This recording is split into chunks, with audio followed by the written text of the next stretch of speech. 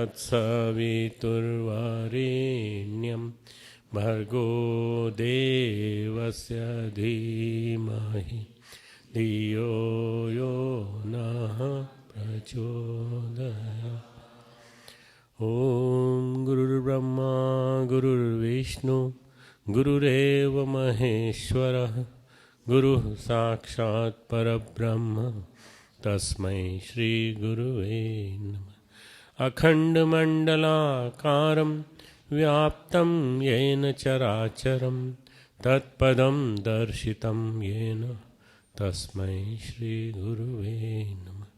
मातृवत् लालयित्री च पितृवत् मार्गदर्शिका नमोस्तु गुरुसत्तायै श्रद्धा प्रज्ञायुता च श्रद्धा प्रज्ञायुता।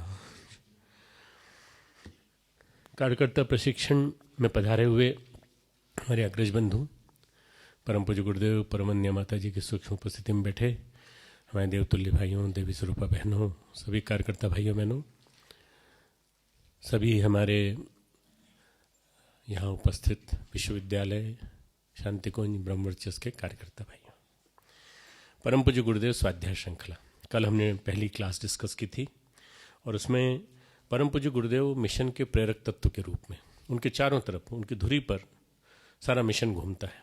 तो परम पूज्य गुरुदेव को यदि हमको समझना है तो हमें मिशन को समझना होगा और मिशन को समझना है तो परम पूज्य गुरुदेव को समझना होगा। इसलिए ये दोनों के जो सूत्र बंधे हुए हैं उसके बारे में कल डिस्कस किया।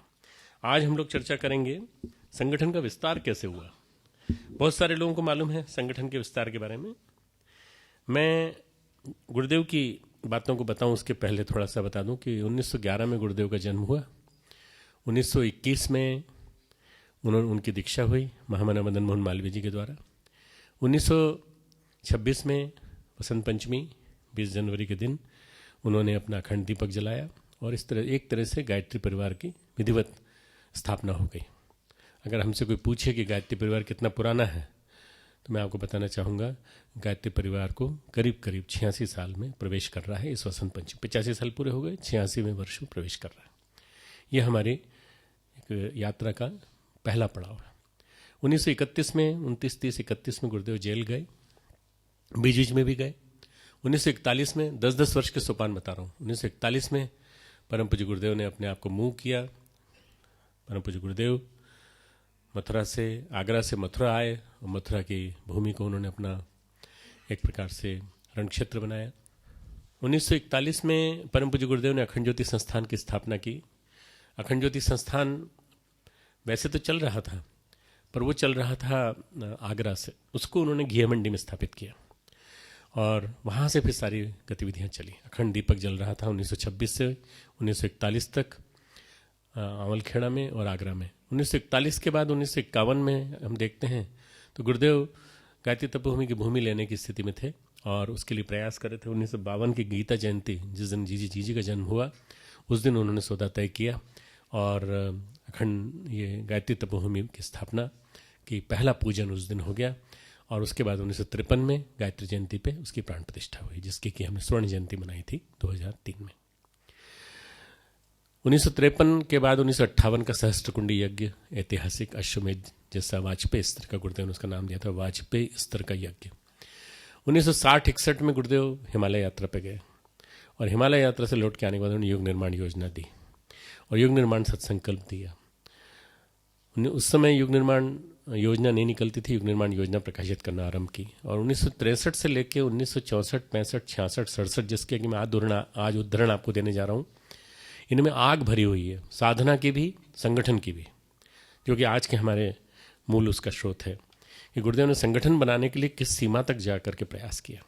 पंचकोशी साधना जिसको आज हम सुबह साधना में सुनते हैं वो सारा के सारा स्वर उसका उसमें सुनाई पड़ता है। परम पूज्य गुरुदेव की पंचकोशी साधना, परम पूज्य गुरुदेव का छटनी अभियान, ये सारा के सारा और उसी समय महाकाल युग प्रत्यावर्तन प्रक्रिया, उनके क्रांतिकारी विचार, शिक्षा संबंधी विचार, आज देव संस्कृति विश्वविद्यालय खड़ा हुआ है उसके संबंध में प्रारंभिक चिंतन 1964 में आया। तो 62, 63, 64 हिमालय से आने के बाद सारे के सारे जितने आर्ष ग्रंथों के भाष्य करने के बाद उनका एक क्रांतिकारी चमत्कारी स्वरूप गुरुदेव के सामने आता है। वो साफ कह देते हैं 10 साल बाद हमको जाना है, 10 साल का समय हमको हमारे गुरु ने दिया है, हम आपके बीच में रहेंगे।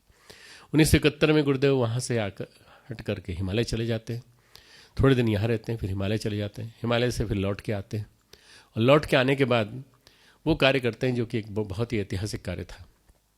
थोड़े दिन के लिए विदेश यात्रा, महाकाल और एक प्रत्यावर्तन प्रक्रिया के अंतर्गत एक पहला उन्होंने साधनात्मक पुरुषार्थ किया और उन्होंने प्राण प्रत्यावर्तन साधना आरंभ की। सबसे पहली साधना पद जिसको अपन कल लेंगे, कल उसको विस्तार से लेंगे, प्राण प्रत्यावर्तन साधना, जिसका कि परिवर्धित संस्करण अंत ऊर्जा जागरण है जो अभी इस समय कर रहे हैं। प्राण प्रत्यावर्तन साधना से लेकर विभिन्न साधनाओं का क्रम चलता रहा। 1979-80 में गुरुदेव ने अपने 2 संकल्प घोषित किए। एक तो ब्रह्मवर्चस्व शोध संस्थान की स्थापना, दूसरा प्रज्ञा पुराण का गुरुदेव ने प्रणयन किया, और तीसरा जो उनका था वो संकल्प था शक्तिपीठों की स्थापना। पहला शक्तिपीठ ब्रह्मवर्चस्व को बनाया और उसके पश्चात उन्होंने खुद यात्रा की। 60 साल की उम्र में यात्रा करना तो आसान था जब उन्होंने 5 सहस्त्रकुंडी यज्ञों के लिए गए थे, परंतु 70 साल की उम्र में उनका निकलना और वो 70 से लेकर 72 साल की उम्र तक उनका प्रवास करना ये ऐतिहासिक था। उनका शरीर घात प्रत्याघात सहते सहते बहुत तकलीफ पा चुका था, इसके बावजूद भी उन्होंने यात्राएं की। मैं कभी मौका लगेगा तो गुरुदेव के माताजी को लिखे हुए पत्र पढ़ के सुनाऊंगा और इसमें दिखाऊंगा भी आपको जो उन्होंने गुरुदेव ने कहा है कि इस समय मिशन की स्थिति क्या है, कैसे हमको अपना रणनीति सोचना चाहिए। यहाँ के निर्माण से लेकर कार्यकर्ताओं के मन तक सबके ऊपर गुरुदेव की निगाह वहाँ फील्ड में थी और वो बराबर लिखते रहे। मित्रों, 1981-82 के आसपास, आ जाइए भाई साहब, आगे आ जाइए। 82 में उन्होंने अपना विराम दे दिया और उन्होंने एक लेख लिखा, मलाई को तैर कर ऊपर आने का आमंत्रण। मलाई को तैर कर ऊपर आने का आमंत्रण मुझे याद है, मुझे स्मरण है, मैं अखंड ज्योति का संपादकीय भेज चुका था जो गुरुदेव ने लिखा था। उन्होंने मुझसे कहा कि संपादकीय को रुकवा दो, मैं नया संपादकीय लिख रहा हूँ। नया संपादकीय लिखा, एक ही रात में अगले दिन सुबह उन्होंने दो लेख दिए। क्या काफिला यूं ही बिछड़ जाएगा? इतना बड़ा काफिला, वो इतनी बड़ी यात्रा पे चला था, क्या थोड़े से गिने चुने कुछ हारे थके साथी ही मेरे साथ रह जाएंगे और कोई क्रीम नहीं आएगी, कोई चुने हुए लोग नहीं आएंगे? क्या ये लोग इसी तरह से, और गुरुदेव ने कुतस्त्वा कश्मलमिदं विश्वे समुपस्थितम, अर्जुन के असमंजस की बात उसमें कही थी। वो जो संपादकीय था वो हिला देने वाला था।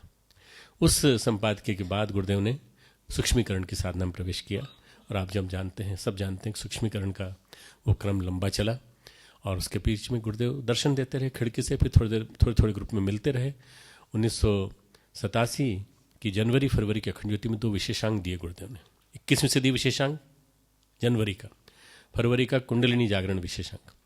ये 2 विशेषांक बड़े ऐतिहासिक थे और उसके पश्चात उन्होंने राष्ट्रीय एकता सम्मेलनों और विशाल विराट दीप यज्ञों की श्रृंखला, सबसे पहला यज्ञ जूनागढ़ में हुआ जहाँ 10,000 वेदी यज्ञ दीप जलाए गए, 10,000 से ज़्यादा वेदियाँ जलाई गईं और उसके बाद दीप प्राकट्य के माध्यम से पहला 21वीं सदी की आरती उतारी गई।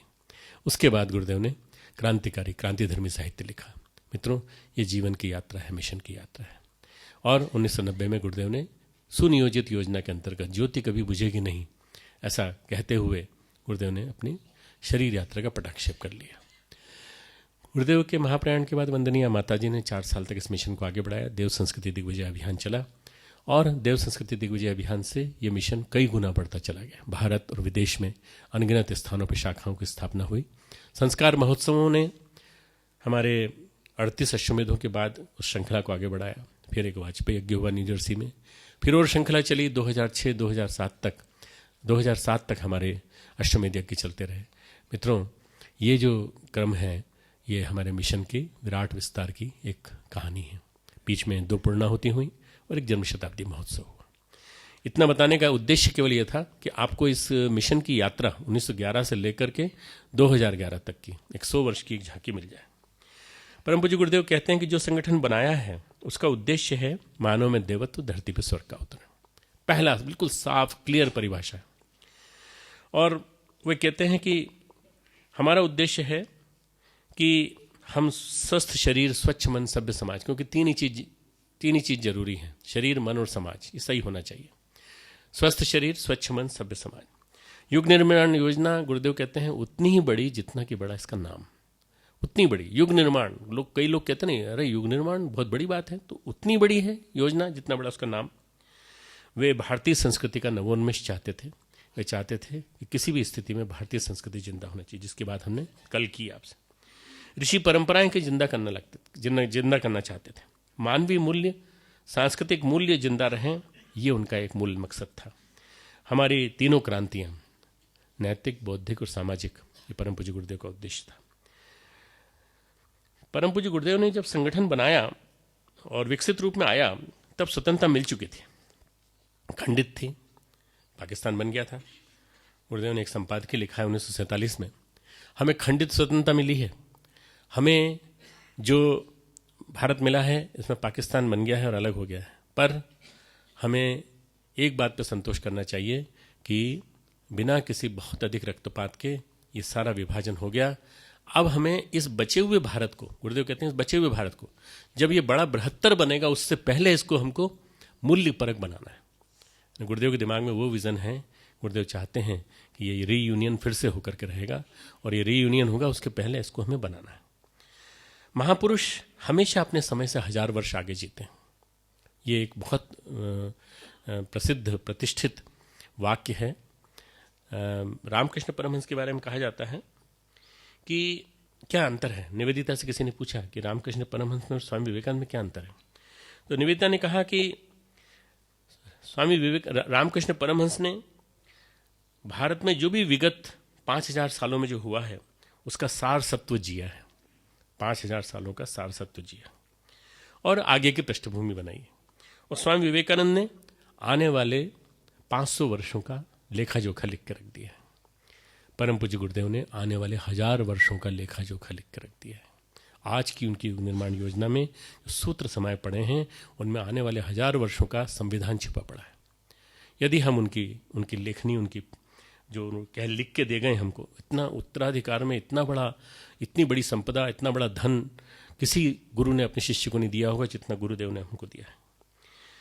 अभी भी हम कई कदम आगे हैं। उस समय ऐसे मिशन की कल्पना नहीं थी, किसी को भी कल्पना नहीं थी। जब गुरुदेव ने इसको आरंभ किया था, या 1947 में भी सोच लीजिए, किसी को कल्पना नहीं थी कि छोटा सा गायत्री परिवार, कितनी अखंड ज्योति, 2000, 2500, बस, ज़्यादा नहीं। कई अखंड ज्योति तो मथुरा आगरा में ही जाती थी, तो साइकिल से पीछे लग के जाती थी, बाकी जाती थी कुछ लोगों तक जिनके पत्र आते थे। पर गुरुदेव ने किस तरह से उनको सींचा होगा, किस तरह से हृदय से लगा करके उन लोगों को, उन पाठकों को अपना बनाया होगा, अनन्य बनाया होगा, आत्मीय बनाया होगा कि वो लोग पत्र लिखते हैं, इस बार की आपकी पत्रिका आपकी बहुत देरी से मिली और उसकी वजह से मेरा मन जो है बड़ा दुखी था, परंतु आपकी पत्रिका पाते ही, भले ही बहुत संख्या में कम लोग हों, पर इन्हीं लोगों ने वो मूल आधार बनाया, वो नींव बनाई, जिससे कि आज 6-6.5 लाख पाठक कल्याण पाते हैं, अपने जीवन में सुख पाते हैं। मित्रों, विचार क्रांति, परम पूज्य गुरुदेव ने कहा, हम भारतीय संस्कृति के तत्वों की शोध विज्ञान के आधार पर जनजीवन में बीज शोध करके जनजीवन में भारतीय संस्कृति के बीज बोना चाहते हैं। परम पूज्य गुरुदेव ने आज के लिए नहीं, आने वाले 1000 वर्षों के लिए सोचा है। उनके बताए सूत्रों पर यदि हम योजना बनाएं, युग निर्माण योजना जिसको इतना बड़ा विराट नाम दिया है, उनके बताए सूत्रों पर यदि हम योजना बनाएं तो आपको लगेगा कि वास्तव में सही अर्थों में राष्ट्र का नवोन्मेष, राष्ट्र का नवनिर्माण किया जा सकता है। राष्ट्र का ही नहीं बल्कि सारे विश्व का नवनिर्माण किया जा सकता है। भारतीय संस्कृति सदियों तक मानवता को जीवन दे सकती है। उसी के आधारभूत मूल्यों पर उन्होंने स्थापना की। एक ही धुरी। कोई आपसे पूछे गायत्री परिवार का मूल आधार क्या है? भारतीय संस्कृति, भारतीय संस्कृति, भारतीय संस्कृति, बस। क्योंकि भारत की संस्कृति चिर पुरातन है, भारत की संस्कृति में सारे नैतिक मूल्य हैं, भारत की संस्कृति में मानवतावाद है, और यही सबसे बड़ी चीज़ है।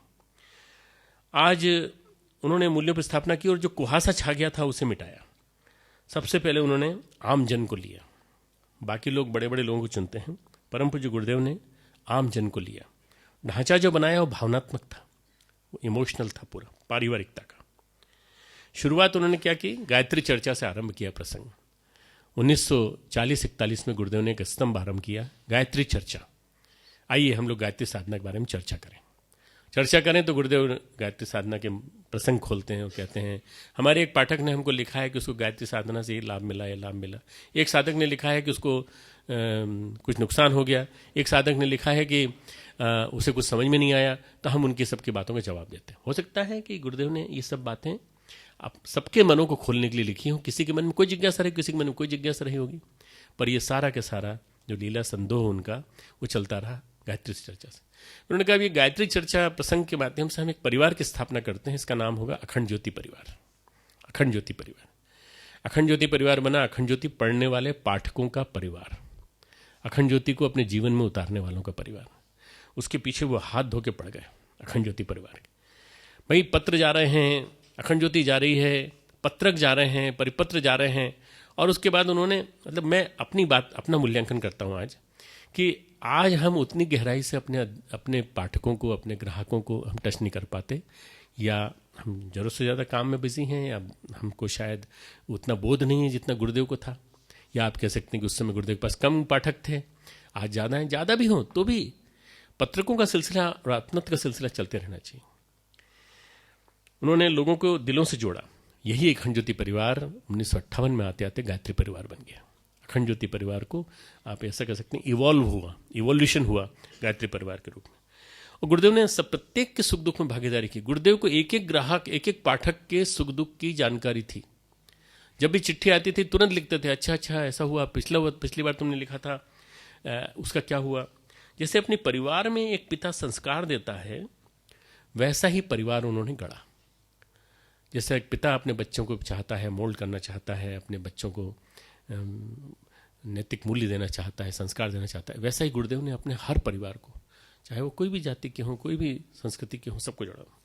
मिशन का ढांचा इसीलिए पारिवारिकता पर है, सुख दुख में साझेदारी। परम पूज्य गुरुदेव ऊपर बैठे लिख रहे थे, यहीं पर शांति कुंज में। एक आदमी आया, बोले गुरुदेव मैं ज्ञान रथ चलाता हूँ, लोग बहुत बाधा डालते हैं, लोग ये करते हैं, लोग वो करते हैं, लोग तरह तरह की परेशानियाँ पैदा करते हैं। मैंने ज्ञान रथ चलाया तो लोगों ने मेरे बारे में न जाने क्या क्या शिकायत कर दी, सरकार में शिकायत कर दी, ये हो गया, ये हो गया, ये हो गया। गुरुदेव लिख रहे थे, लिखते लिखते गुरुदेव ने कहा, तू बेकार की बातें मत कर, तू बेकार की बातें मत कर। शक्तिपीठ वालों की शिकायत करता है, शक्तिपीठ वाले तेरा ज्ञान रथ नहीं चलने देते, उनकी शिकायत मत कर। तेरी क्या परेशानी है ये बता, तेरी खुद की परेशानियाँ क्या है, बच्चे कितने हैं, बेटे बेटी कितने हैं। तो उसने बताया इतने। तो बोले बेटा तेरे बेटी की शादी नहीं हुई ना? बोले नहीं हुई। बस गुरुदेव मेरा यही दुख है। वो जो बात चल रही थी ना यहाँ पे ज्ञान रथ पे, वो बात नहीं थी, बात असली थी कि बेटी की शादी नहीं हो रही है। तो गुरुदेव ने कहा असली बात बोलना कि बेटी की शादी नहीं हो रही है। असली बात बोलता नहीं है, मिशन की बात से चालू करता है, और जब मैं तेरे को पूछता हूँ तब तू असली बात बताता है, बेटी की शादी नहीं हो रही। तू देख नहीं रहा हम लिख रहे हैं, तू अपनी बात मूल बात बता, मूल बात बता के चला जा, सब ठीक हो जाएगा। तू ये काम कर, ये काम करने के बाद तेरा अपने आप कल्याण हो जाएगा। मित्रों, परम पूज्य गुरुदेव ने उसके मन को पढ़ा, उसके आत्मसत्ता को पढ़ा, उसको बहुत कुछ उसने राहत मिली। उसने कहा मैंने अपनी बात, ऐसे एक नहीं हजारों उदाहरण हैं जिसमें लोग कुछ कहने के लिए आए, कुछ सुन के गए। गुरुदेव एक ही शब्द बोलते थे, बेटा तुम्हारा शरीर और मन कैसा है। शरीर बीमार हो तो हम ठीक हो जाएंगे, अगर गुरुदेव का आशीर्वाद है तो, और मन बीमार हो तो शरीर बीमार बना रहेगा।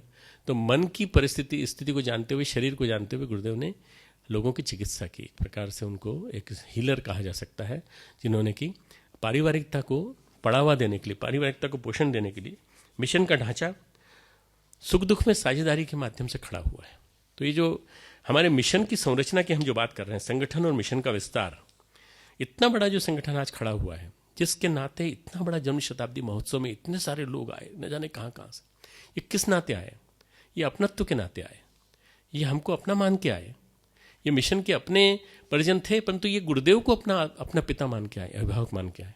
हम लोग उनके लिए गुरु भाई हो सकते हैं, पर उन्होंने एक को माना, और ये माना गुरुदेव ने हम सबके लिए जिया है। और आज भी गुरुदेव हमारे कष्टों को हरण करने की सामर्थ्य रखते हैं। न जाने कितनों को अनुभूतियाँ होती, न जाने कितनों को लगता है कि गुरुदेव आज भी हमारी शक्ति, हमारे अंदर की कमियों को पहचानते हैं, दुर्बलताओं को पहचानते हैं, और हमें बराबर शक्ति दे रहे हैं। परम पूज्य गुरुदेव ने 1967 में लिखा, हम बुक सेलर नहीं हैं, हम विचार परिवर्तक हैं। हम अपने विचार अपने अनुयायियों में बांट देना चाहते हैं। हमने सतयुगी समाज का सपना देखा है, जब भी आएगा तो भावनाशील लोगों के बल पे ही आएगा, बुद्धि वर्सेस भावना। उन्होंने कहा कि हमारे मिशन में बुद्धिवादी हैं कि नहीं मालूम नहीं, बुद्धिजीवी हैं कि नहीं हमें नहीं मालूम, पर भावनाशील अगर हैं तो ये मिशन चल जाएगा। इतने बड़े कार्य भावनाशीलों के बल पर ही हुए। भाव संवेदना की महत्ता गुरुदेव ने शुरू से स्थापित की। स्वामी विवेकानंद ने एक वाक्य कहा है, इस वाक्य को आपको ध्यान में रखना है हमेशा। Only the heart that conquest, only the heart that conquest, not the brain. मस्तिष्क नहीं विजयी होता, हार्ट विजयी होता है। हार्ट यानी हमारा हृदय, हमारी भाव संवेदना। यदि हमें याद रहेगा तो हमें गुरुदेव के एक एक पक्ष को याद करने में कोई दिक्कत नहीं होगी। उन्होंने संस्कारवान आत्माओं को ढूंढा, धनवानों को नहीं ढूंढा। मैं एक बात बता देना चाहता हूं बड़ी स्पष्ट, कहीं हम लोगों की आज की रणनीति में कहीं गलती हो रही हो या जन्म शताब्दी महोत्सव में हमसे कोई गलती हुई हो तो हम उसको ठीक कर लें। गुरुदेव ने भावनाशीलों को ढूंढा, धनवानों को नहीं ढूंढा। भावना का सम्मान किया उन्होंने, धनवान की भी भावना थी उसका भी सम्मान किया, पर उन्होंने जन जन के बीच में जाकर मिशन खड़ा किया, जन जन के बीच में। हमारा मिशन, गुरुदेव लिखते हैं, ग्वाल बाल रीछ वानरों का है, और ये रीछ वानर आपके पास आए थे, सफाई की उन्होंने, पूरा खड़ा कर दिया, नगर खड़ा कर दिया। ये नगर आप किसी सरकारी तंत्र के माध्यम से नौकरी करा करके आप एक लाख कार्यकर्ता अपॉइंट करके कराइए, नहीं करा सकते आप। ये भावना से होता है, स्वेच्छा से होता है और प्रेरणा से होता है, अंदर की प्रेरणा से। प्रखर मस्तिष्क से ज्यादा, परम पूज्य गुरुदेव ने कहा, प्रखर मस्तिष्क से ज्यादा मुझे ज्यादा जरूरत है भावनाशीलता की। मेरे को प्रखर मस्तिष्कों की जब जरूरत होगी तो मैं बुला लूंगा, पर अभी मुझे भावनाशीलों की जरूरत है, और भावनाशीलों से ही ये मिशन खड़ा होगा। हानि लाभ होते रहेंगे, काम बनते बिगड़ते रहेंगे, पर तुम्हारे पीछे, तुम याद रखना, तुम्हारे पीछे हम हैं और हमारे पीछे भगवान। गुरुदेव स्पष्ट लिखते हैं, तुम जहां भी कुछ काम करते हो तुम्हारे पीछे हम हैं।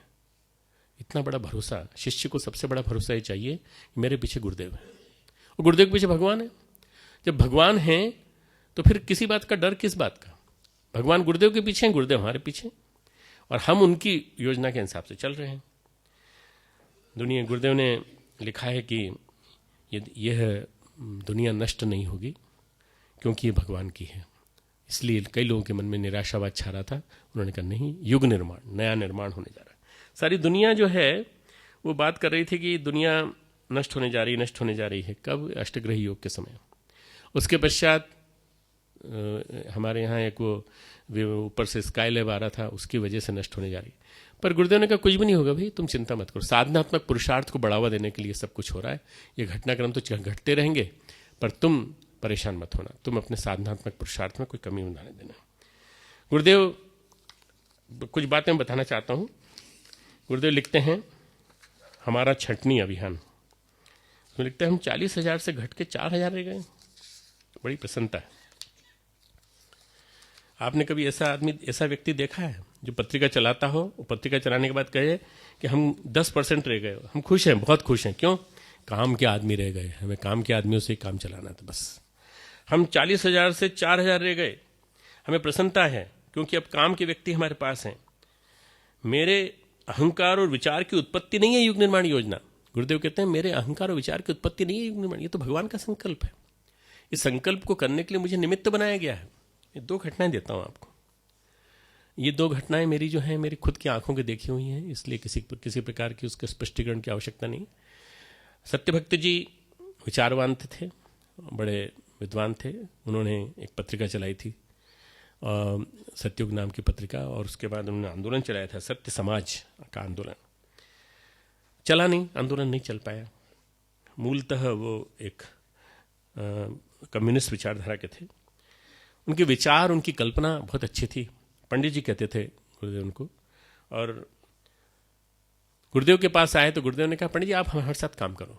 तो बहुत सारे लेखन में, सत्युग विशेषांक से लेकर बहुत सारे लेखन में मैं उनसे 1966-67 में मिला था, और मिलते ही मुझे ऐसा लगा कि एक बहुत अच्छा व्यक्ति मिला। ये विचार की वजह से मैं बता रहा हूँ, विचार की उत्पत्ति नहीं है। गुरुदेव ने कहा युग निर्माण योजना उत्पत्ति है भगवान की। उन्होंने कहा जुड़ते ही भगवान के साथ जुड़ गए, हमारे साथ जुड़ गए, हमारे साथ जुड़ते भगवान के साथ जुड़ गए। फिर उनका अंतिम समय बहुत अच्छा निकला। उन्होंने काफ़ी दिन तपोवन में बिताए। तपोवन में बिताने के बाद फिर शरीर छोड़ा। एक दूसरा और उदाहरण है बांदा के एक कार्यकर्ता का। बांदा के जो कार्यकर्ता हैं ये रेलवे में गार्ड थे। इन्होंने गुरुदेव के अनुष्ठानों की नकल करना शुरू कर दी। गुरुदेव आचार्य श्री राम शर्मा कर सकते हैं 24 लाख के 24 अनुष्ठान, मैं क्यों नहीं कर सकता? गुरुदेव को बिल्कुल कर सकता है बेटा, पर नकल मत कर। तो कुछ खा लिया कर, तो कुछ अपना इतना ज़्यादा नियम अनुशासन पालन नहीं कर पाएगा। उन्होंने कहा नहीं, मैं तो वही करूँगा जो आपने किया। 24 करेगा 24 कर ले। अखंड दीपक भी रख लिया, 24 महापुरुषण कर लिए, पूरा कर लिया। रेलवे में ड्राइवर थे, और रेलवे में ड्राइवर थे, दही आलू खाते थे। बिल्कुल गुरुदेव की नकल करते हुए उन्होंने कहा कि उन्होंने वो खाया, पर मैं दही आलू खाऊंगा। उन्होंने भी तपोभूमि बनाई। उन्होंने कहा गुरुदेव ने तपोभूमि बनाई, मैं भी तपोभूमि बनाऊंगा। बांदा में तपोभूमि बनाई उन्होंने। उनकी पहली पत्नी की मृत्यु हो गई, तो उन्होंने कहा गुरुदेव ने 2 शादी की, हम भी दूसरी शादी करेंगे। नकल कर रहे थे ना, गुरुदेव के हर मामले में नकल। गुरुदेव ने कहा बेटा मत कर, तेरा सत्यानाश हो जाएगा, तू बर्बाद हो जाएगा। तो आप नहीं हुए तो मैं कैसे होऊंगा? मैंने भी तो 24 लाख के 24 अनुष्ठान किए। ये अहंकार की उत्पत्ति है, अहंकार।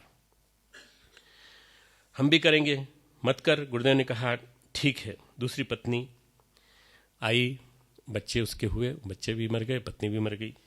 फिर उसके बाद कंपटीशन का अहंकार बढ़ते ही चला गया, जीवन नष्ट हो गया। ये स्थिति थी उनकी सम्मान की। उनको जो सम्मान मिलता था कि डीआरएम जो था झांसी का, वो उनको प्रणाम करता था। उन्होंने अपनी इतनी दुर्गति करा ली गुरुदेव के निर्देश को न मानकर, अपने अहंकार की वजह से, कि वो पतन को प्राप्त हो गए। और उसके बाद कई तरह के व्यभिचार के उनके मामले उनके पकड़ में आए, सस्पेंड हो गए रेलवे से, और 24 लाख के 24 अनुष्ठान का तप समाप्त हो गया। ये क्यों हुआ? गुरु की आज्ञा न मानने के कारण।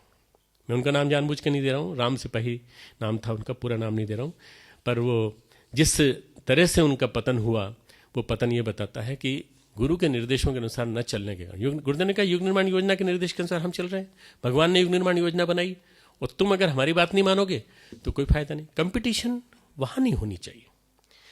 परम पूज्य गुरुदेव ने जो ये संगठन खड़ा किया है, उसके पीछे गुरुदेव ने लिखा है, हमारे और आपके संबंध क्या हों शीर्षक हमारा लेख पढ़कर पाठकों में से कितनों ने कई प्रकार की भावनाएं व्यक्त की। जुलाई 1966 का जो लोगों ने पढ़ा, तो उसके बाद गुरुदेव ने कहा कि भाई आप लोगों ने बहुत बहुत मेहनत की, आप लोग बहुत परिश्रमी हैं सब ने, परंतु एक अच्छा किया आपने कि आपने अपना मन देखा, और जिसके मन में हमारे प्रति सच्ची भावना थी, विश्वास रखें कि 5 वर्ष बाद आज की अपेक्षा अपने को और अधिक समीप हमारे अनुभव करेंगे। हम न तो निर्मोही हैं और न कृतज्ञ। प्यार का प्रतिदान प्यार में चुकाने की परंपरा को हम जन्म जन्मांतरों से अपनाए हुए हैं। जो हमारे साथ अब तक जुड़े थे उनको भी हम प्यार देते रहेंगे। पर हमारे जीवन का कार्यक्रम 2 भागों में है। पूर्वार्ध पूरा हो चुका, उत्तरार्ध आरंभ होने वाला है। हमारा जो मूल काम था पूर्वार्ध का, 24 लाख व्यक्तियों को गायत्री उपासना में लगा देना, 24,000 कुंडों में गायत्री यज्ञ की 24 अरब आहुतियों का आयोजन, मथुरा में 1,000 कुंडों का यज्ञ, इस युग का अनुपम यज्ञ, गायत्री तपोभूमि की स्थापना, 4 वेदों का भाष्य, विभिन्न आर्षवंगमय का नाम लिखा है गुरुदेव ने, युग निर्माण पत्रिका, योजना का बीजारोपण। ये हमारे वो काम हैं जो दृश्य हैं, सर्वसाधारण को जिनकी जानकारी है। ऐसे भी कार्य हैं जो परोक्ष हैं, जिनकी न तो किसी को जानकारी है, न उन्हें जानने की किसी को आवश्यकता है। अब हमारा जो है दूसरा काम चालू होता है। महत्ता व्यक्ति की नहीं, शक्ति की है, और वो शक्ति जो है उत्तरार्ध को 5 वर्ष बाद हमारा आरंभ होने वाला है, जिसमें आंखों से दिखाई देने वाले, कानों से सुनाई पड़ने वाले स्थूल कार्य तो नहीं होंगे, वरन सूक्ष्म जगत में हमारी क्रिया पद्धति का आरंभ होगा। अब आगे गुरुदेव लिखते हैं कि जो कार्य आरंभ किया गया है उसे व्यवस्थित रूप से चलते रहने की व्यवस्था बनाने का हमारा स्वभाव रहा है, भले ही थोड़ी या सीमित क्यों न हो। काम के उपयुक्त व्यक्ति ही अगले दिनों हमारे साथी सहचर के रूप में रह जाएं, इसलिए हमने छंटने की दृष्टि से गत अंक में दो बंदिशें छापी हैं। 1 घंटा समय जो दिया करें, और 1.5 छटाक आटे की कीमत जो हमें दे दिया करें। 1.5 छटाक आटा का कीमत 10 पैसा, गुरुदेव ने कहा। नया पैसा रोज नव निर्माण के लिए दे दिया करें, वही हमारा सहचर माना जाएगा। जो ये नहीं कर सकता वो अखंड ज्योति पढ़ना बंद कर दे। अखंड ज्योति मनोरंजन के लिए नहीं लिखते, अखंड ज्योति हम नव निर्माण के लिए लिखते। तो जो 10 पैसा दे सके और जो ये काम कर सके वो हमारा सदस्य रहे, नहीं तो बाकी की जरूरत नहीं हमको। भीड़ छंट जाने से जो शक्ति बचेगी उसे सीमित क्षेत्र में अधिक सावधानी से लगाएंगे और इसका लाभ भी बहुत होगा। जहां सर्वत्र परिवार को बढ़ाने की धूम है, वहां इस प्रकार की छंटनी किसी को भी आश्चर्यजनक लग सकती है। गुरुदेव लिखते हैं, बहुत बहुत महत्वपूर्ण मैं बोलने जा रहा हूं, ये क्यों किया हमने। युग निर्माण का प्रयोजन साधारण मनोभूमि के घटिया, स्वार्थी, ओछे, कायर, कमजोर प्रकृति के लोग न कर सकेंगे। इसके लिए समर्थ, तेजस्वी आत्माएं अवतरित होंगी और वे ही इस कार्य को पूरा करेंगे। अब उदाहरण देते हैं, उदाहरण गजब का है। सीमेंट, लोहे का लेंटर डालकर छतें पाटी जाती हैं, तो उसका वजन उठाने के लिए बांस बल्ली का ढांचा खड़ा कर लेते हैं, इसके फोल्डिंग जो हम जिसको कहते हैं। छत डालते वक्त वजन वही उठाता है। पीछे जब छत पक जाती है तब उस ढांचे को निकालकर अलग कर देते हैं। युग परिवर्तन का महान कार्य तेजस्वी, मनस्वी, तपस्वी आत्माओं द्वारा संपन्न होगा। ये बड़ा ध्यान से सुनिएगा इसको। हम लोग जो तनिक सा त्याग, बलिदान का प्रसंग आ जाने पर बगलें झांकने लगते हैं, उतने बड़े कार्य को कर सकने के योग्य नहीं। जिस मिट्टी से हम बने हैं रेतीली और कमजोर है, कोई टिकाऊ चीज उससे कैसे बन सकती है। सिर्फ 1-2 माला जप करने मात्र से तीनों लोक की सिद्धियां लूटने की जो आशा लगाए बैठे हैं और जीवन शोधन तथा परमार्थ की बात सुनते ही जिनको काट लग जाता है, ऐसे ओछे आदमी अध्यात्म का क ख ग भी नहीं जानते। आत्मबल तो उनके पास होगा ही कहां। जिसके पास आत्मबल नहीं होगा वो युग परिवर्तन की भूमिका में कोई कहने लायक योगदान कैसे दे सकेगा। उन्होंने आगे लिखा है, उनसे इतनी आशा करते हैं, हमको अपनों की नब्ज बड़ी भली प्रकार मालूम है। हम नब्ज जानते हैं सबकी अच्छी तरह से, नस नाड़ियों की हम अच्छी तरह से परख जानते हैं। वो कहते हैं कि इतनी आशा करते हैं, छत का लेंटर लगाने से लेकर बांस बल्ली की तरह थोड़ी देर अपना उपयोग कर लेने दें तो बात बहुत है। छत तो सीमेंट, कंक्रीट, लोहे की छड़ आदि के योग से बनेगी, उसे कुशल कारीगर बनाएंगे। बांस बल्ली का ढांचा तो मामूली मजूर भी बांध देता है, पर लेंटर को बढ़िया कारीगर इंजीनियरी ठीक तरह ढाल सकते हैं। हम युग निर्माण योजना के विशाल भवन का ढांचा खड़े करने वाले मामूली से मजदूर मात्र हैं। हम युग निर्माण योजना का विशाल ढांचा खड़ा करने वाले एक मामूली से मजदूर मात्र हैं। गुरुदेव अपने लिए कह रहे हैं। परिजन जिस मिट्टी से बने उसे देखते हुए भी हमने बांस बल्ली मात्र ही मानते हैं। थोड़ा सा वजन पड़ने पर जो लचक जाए, जरा सी परख का अवसर आते ही दांत निपोड़ दे, ऐसे लुंजपुंज व्यक्ति युग परिवर्तन जैसी कठोर प्रक्रिया को कैसे संपन्न करेंगे। ये हमको सबको आत्मनिरीक्षण करना है। जिसमें निज की कड़क नहीं, वो वजन कैसे उड़ाएगा, वजन कैसे उठाएगा। परम पूज्य गुरुदेव आगे लिखते हैं कि अगले दिनों जो दिव्य आत्माएं युग निर्माण का महान प्रयोजन पूरा करने के लिए अवतरित होने वाली हैं, उनके लिए उपयुक्त परिस्थितियों की आवश्यकता पड़ेगी। आने वाले घरों का वातावरण बनाना पड़ेगा। इसके लिए हमने भारतीय संस्कृति को जन जन के बीच में पहुंचाया। गायत्री, यज्ञ और संस्कार की त्रिवेणी भाई है, ताकि ऊंची जीवात्मा आए तो घुटन अनुभव न करे। यही प्रसंग गुरुदेव ने छटनी के अभियान के बाद जो लिखा था, यही प्रसंग गुरुदेव ने यहाँ लिखा था, जब गायत्री परिवार में देव परिवार बसेगा। और गायत्री परिवार में देव परिवार बसेगा तो गुरुदेव कहते हैं कि उस देव परिवार में भी आप लोगों को ध्यान रखना है कि यहाँ पर भी देव आत्माएं आएंगी, दिव्य आत्माएं आएंगी, जिनको आने वाले समय में मिशन को खड़ा करना है। परम पूज्य गुरुदेव लिखते हैं कि हमारा आश्रम शांति कुंज, क्रांति कुंज, महाकाल का लीला केंद्र है। हमारी कार्य योजना, हमारी अपेक्षाएं हमसे बड़ी महत्वपूर्ण हैं। फिर आगे लिखते हैं कि ये सूक्ष्म कारण शरीर के माध्यम से 1 लाख देव संगठन, 1 करोड़ देव मानव बनाने का हमारा संकल्प है। एक पृष्ठ के समाचार हमने लोगों के लिखे, उनकी जीवनी लिखी, उनके यहाँ आने का समाचार लिखा या उनके घटनाक्रम लिखे। उसको जोड़ करके 10,000 व्यक्ति आए। जितनों के लिए स्थान बन सकता था उनके लिए कई गुना अधिक, उससे कई गुना अधिक एकत्र हुए। समीपवर्ती आश्रमों में स्थान बनाना पड़ा, भोजन बनाना दिक्कत थी तो मशीन, क्रेन, विशाल का टिन शेड बना, जो आप देख रहे हैं ना पूरा जो बीच में लगा हुआ है। गुरुदेव ने कहा 21वीं सदी उज्जवल भविष्य लेके, ये सब 1990 की गुरुदेव के जो कथन हैं डायरी में से निकाले हैं। 21वीं सदी उज्जवल भविष्य लेकर आ रही है, आदमी को उत्साह ठंडा न हो, इसीलिए आंदोलन चलाया, शांति कुंज को क्रांति कुंज बनाया। कोई दिव्य शक्तियां हैं जो भारत को उज्जवल बनाने जा रही हैं, तुम्हें निमित्त मात्र बनना है। पृथ्वी के ध्रुवों की तरह 21वीं सदी का केंद्र है शांति कुंज, और इस 21वीं सदी का अवतरण हुआ है शांति कुंज में। 21वीं सदी का अवतरण शांति कुंज में हुआ है। मित्रों, बहुत कुछ लिखा हुआ मेरे पास है, उसमें से कुछ एसेंस बताना चाहता हूँ ताकि आपको समझ में आ जाए कि इस मिशन की स्थापना, फाउंडेशन स्टोन कितना मजबूत है। गुरुदेव ने लिखा है कि हमने ये मिशन खड़ा किया, ज्योति फिर भी बुझेगी नहीं, जनवरी 88, अखंड ज्योति।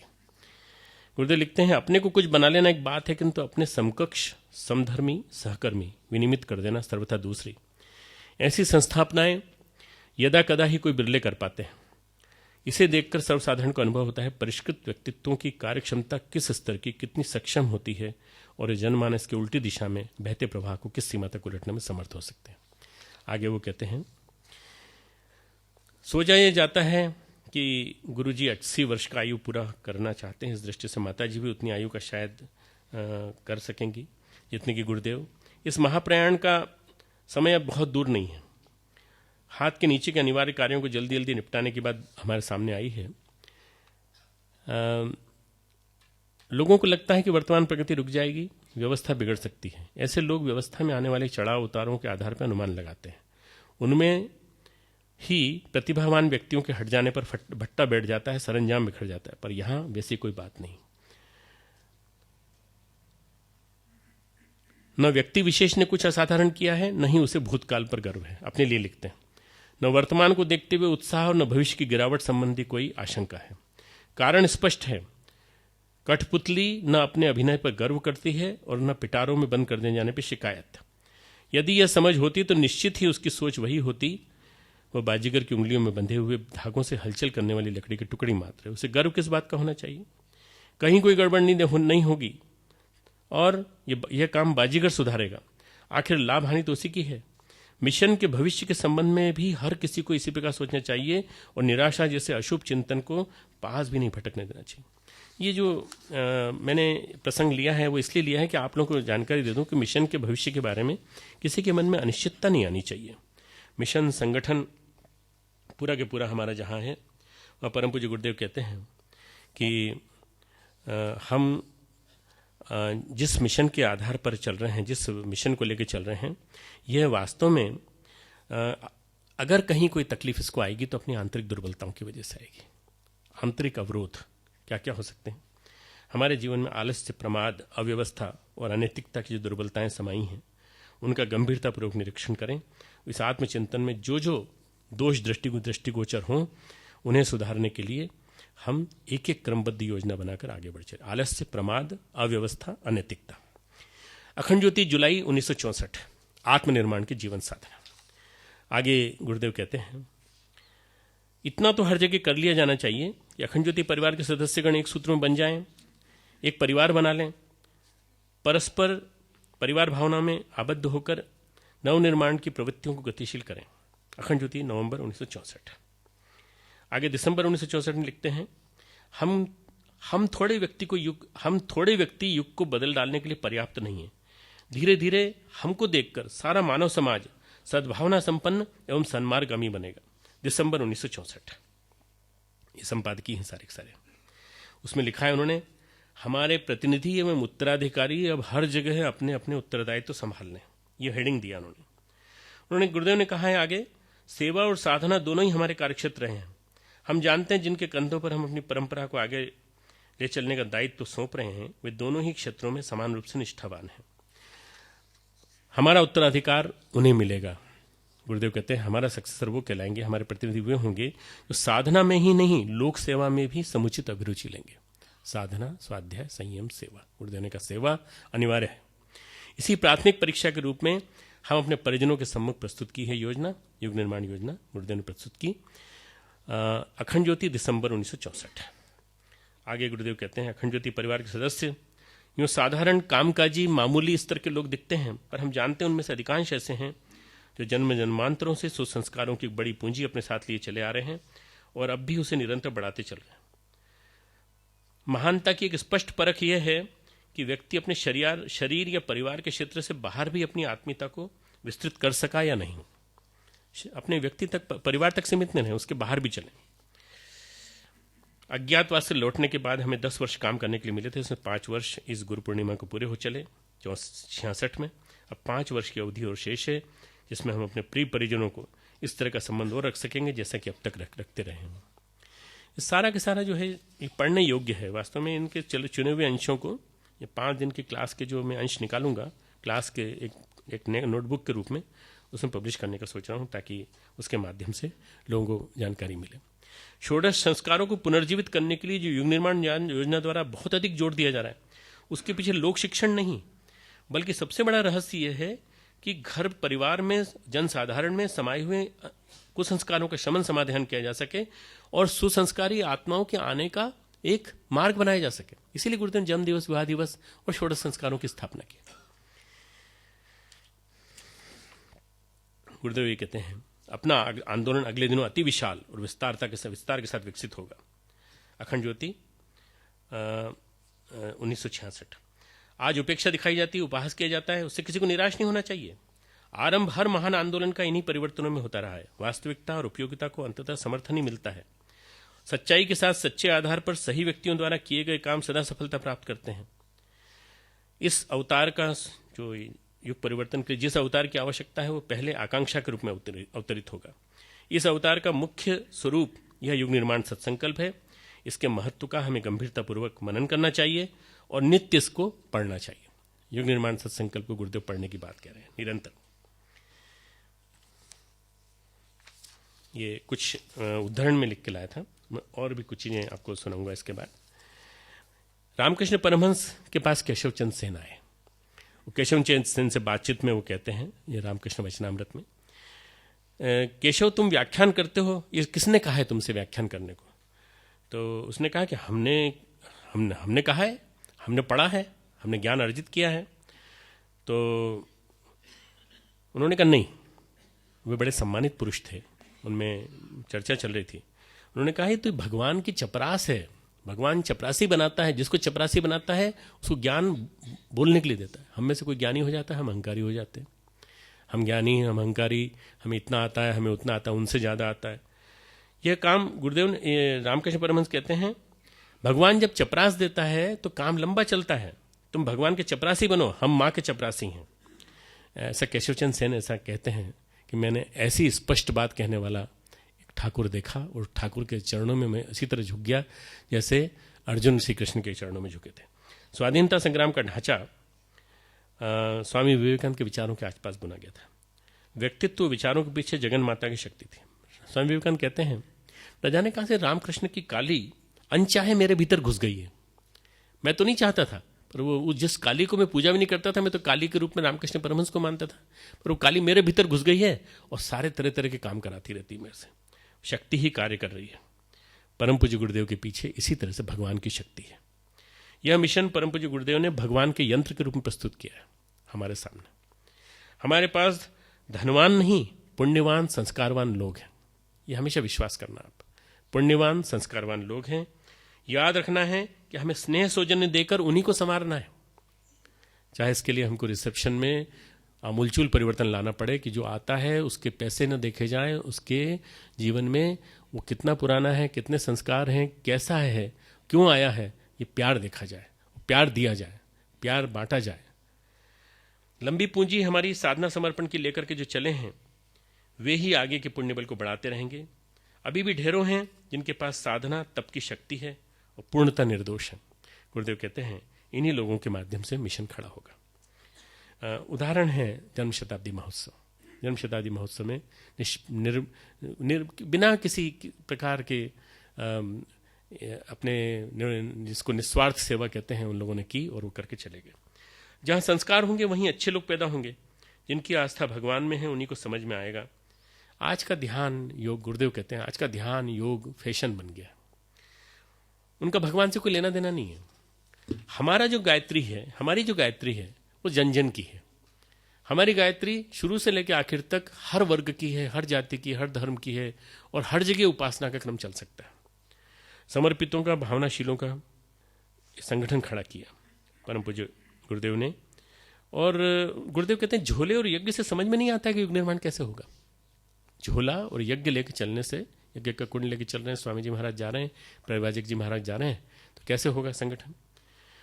परम पूज्य गुरुदेव बोलते हैं हम झोला लेकर चलते थे और भारत माता की जय बोलते थे तो लोग जमीन हंसते थे और कहते थे इससे क्या हो जाएगा।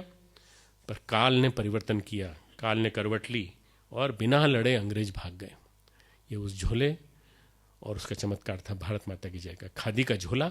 और वो इसलिए गुरुदेव कहते हैं उसी खादी के झोले और उसी भारत माता की जय का चमत्कार जैसे हुआ, उसी तरह से ये हमारा पीला झोला और हमारा पीले झोले में रखा हुआ साहित्य, हमारा यज्ञ और हमारी गायत्री ये चमत्कार करके दिखाएगी, जमाना बदल के दिखा देगी और अनीति और असुरता भागती हुई देखी जाएगी।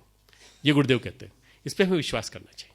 इस पर अगर हमें विश्वास है तो हमें कहीं भी ये नहीं लगेगा कि नहीं इससे कुछ नहीं होने वाला, वो इंटरनेट पे जाना पड़ेगा और ये करना पड़ेगा और वो करना, वो करो ना, वो किसने मना किया है, वो अपनी जगह जरूरी है।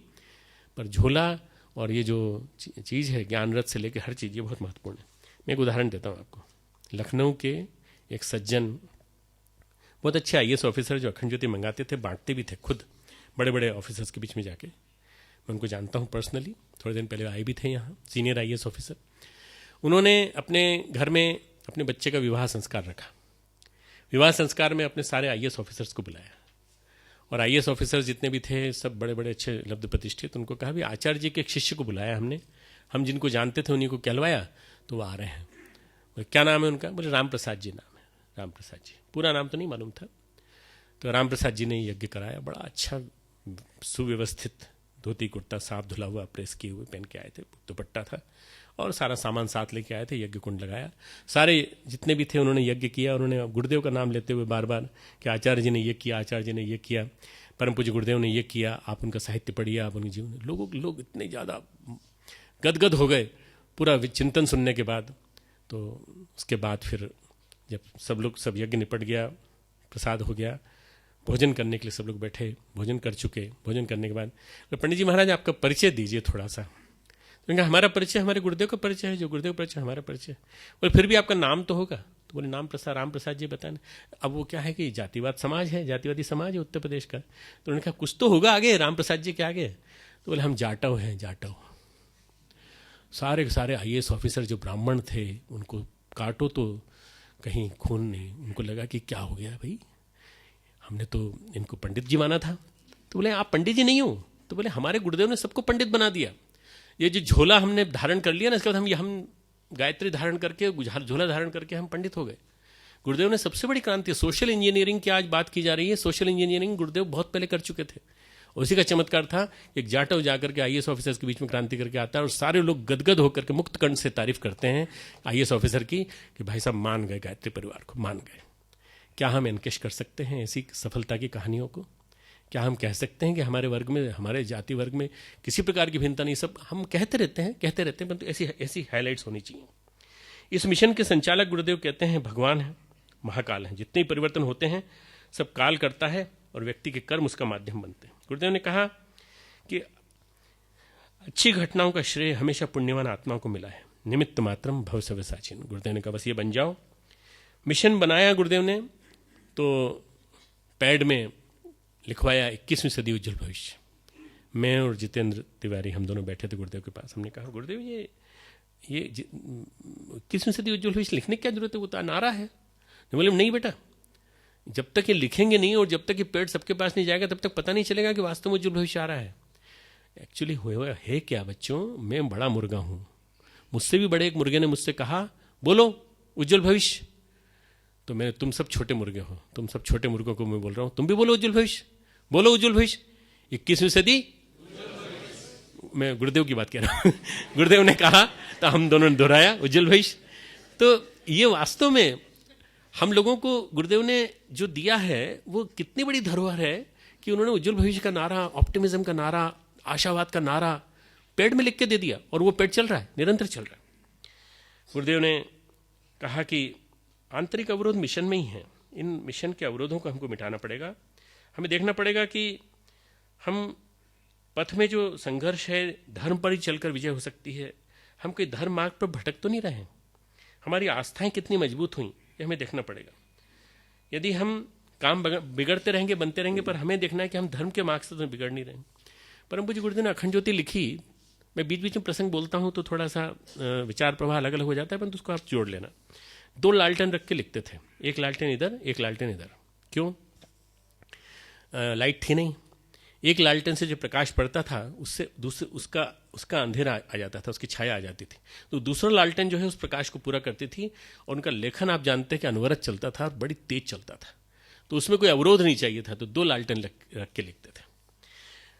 आर्थिक विपन्नता, साधनहीनता, लोगों की उपेक्षा, प्रतिष्ठितों का विरोध।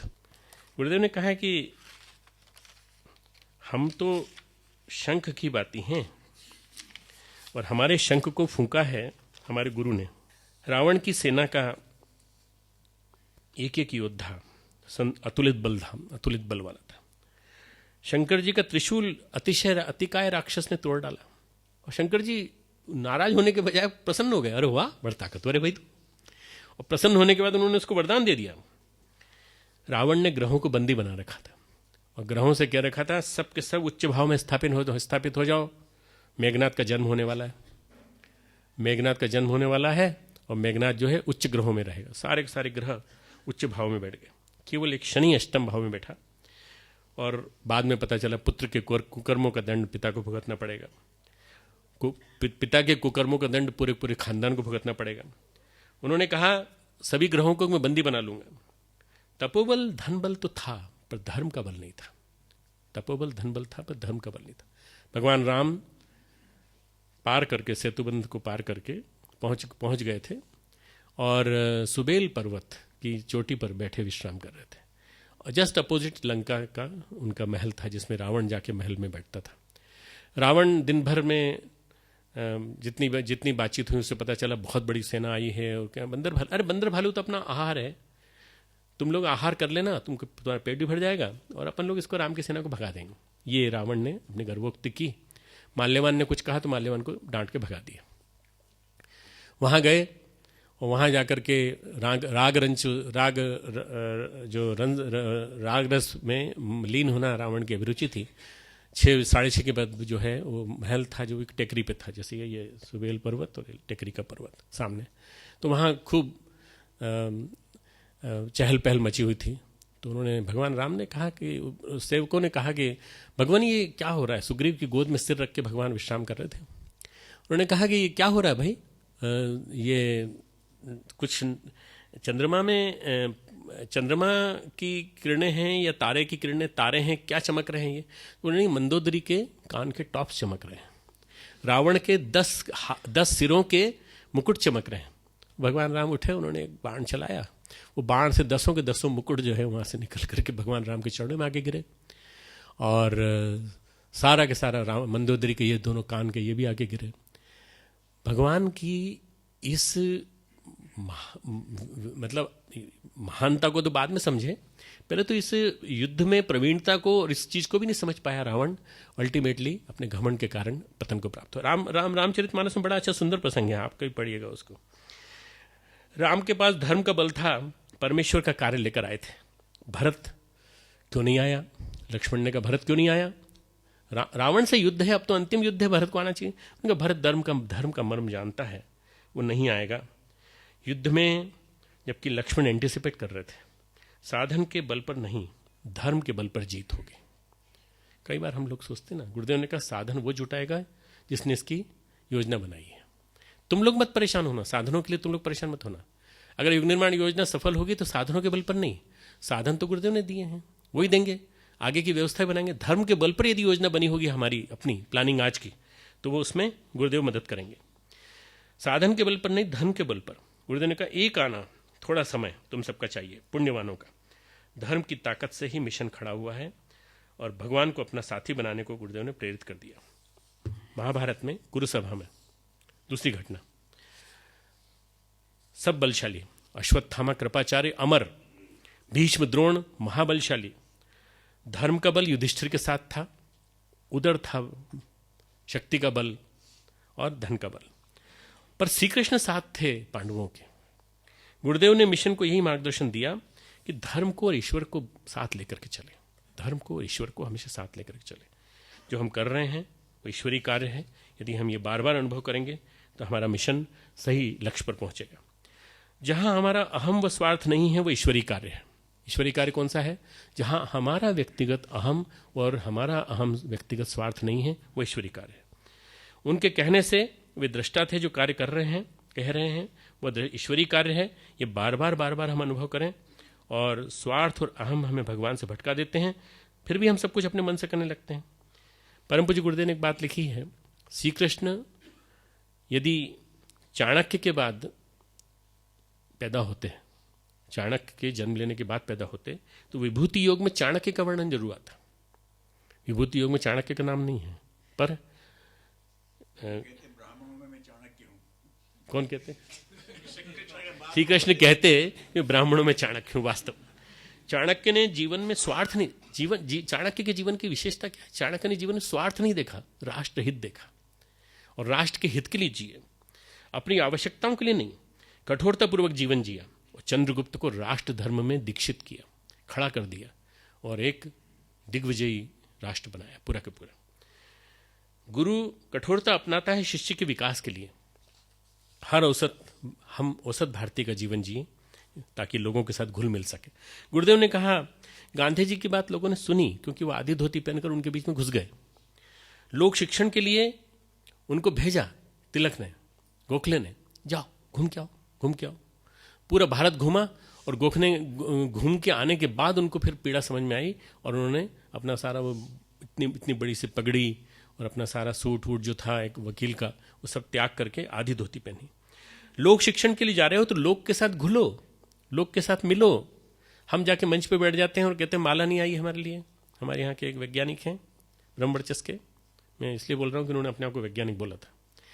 वो पिथौरागढ़ गए और पिथौरागढ़ जिले में जाकर के उन्होंने तरह तरह की बातें कहीं कि हम ब्रह्मवर्चस्व की तरफ से आए हैं और आप लोगों ने हमारे लिए ये व्यवस्था नहीं की, हमारे लिए ये व्यवस्था नहीं की, ये व्यवस्था नहीं की। मैं किसी की निंदा नहीं कर रहा हूँ, पर मैं एक घटना सुना रहा हूँ। उसके बाद उन्होंने जो है लोगों को जलील करना चालू किया। आज से बहुत साल पुरानी बात है, करीब 15 साल 16 साल पुरानी बात है। उन्होंने फिर वो वहाँ जो है इतना जो लोगों को डांटा, उसके बाद उन्होंने क्या किया कि अगली गाड़ी रोक करके उनको पकड़ करके बिठा दिया और कहा आप ब्रह्मवर्चस्व चले जाइए, हमें आपकी जरूरत नहीं। अगर आप लोगों के साथ घुलेंगे मिलेंगे नहीं तो आपकी दुर्गति ऐसी होने वाली है। अगर आप इस तरह से करेंगे कि साहब हमको ये चाहिए, हमको ये चाहिए, हमको चाहिए, थोड़े दिन तो लोग सुनेंगे, उसके बाद फिर आपका सम्मान नहीं होगा। हिंदुस्तान का आम जीवन का दर्द हमें समझना होगा। स्वामी विवेकानंद ने भारत का दुख दारिद्र्य देखा। आपको याद है कि वो पूरे भारत की यात्रा पर निकले थे। पेरियार एक हरिजन का स्वर्ग सड़क दौड़कर पार करना, जो मैंने उस दिन स्वामी विवेकानंद जयंती में बताया था, और उसका ये कहना कि जो रास्ते में आएगा वो मुझसे छुएगा तो उसको नहाना पड़ेगा, मैं अछूत हूँ, दूर हट जाओ, दूर हट जाओ। इसको इन्होंने देखा, उन्होंने कहा ये है भारत की ये स्थिति। हिंदुस्तान का दर्द देखने के बाद उनके मन में आया कि हमें कुछ करना है। जो हिंदुस्तान का दर्द नहीं देखेगा वो कार्यकर्ता नहीं बन सकता।